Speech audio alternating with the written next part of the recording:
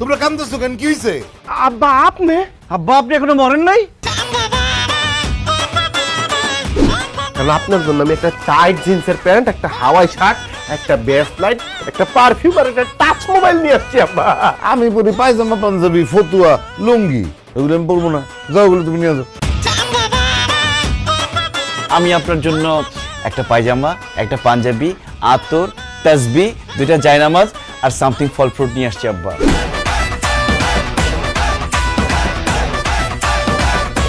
বেনামাজি লোক যে আমার পছন্দ না, এটা মানুষ বুঝে না।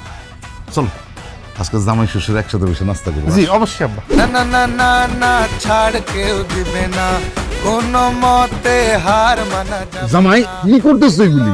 আমি সবাইকে দান করতেছি। এই সম্পদ তো লক্কর ঝক্কর, ভাইরা ভাইদের হচ্ছে চক্কর। তোমার বিয়ার আগে যখন আমি শ্বশুর বাড়িতে আসতাম, বিছানার এক পাশে ঘুমাইতো তোমার বড় বোন, আরেক পাশে ঘুমাইতা তুমি, মাঝখানে ঘুমাইতাম আমি। তুই কিসের জন্য তোর দুলাভাইয়ের সাথে ঘুমাইছস? আমি আমার দুলাভাইয়ের সাথে ঘুমাই নাই, সে তোমার আমার মধ্যে ঝামেলা লাগানোর জন্য সব মিথ্যা কথা বলছে।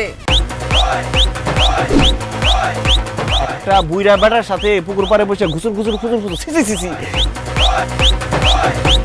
সে কি তুমি জানো? একটা বদমাইশ শালা।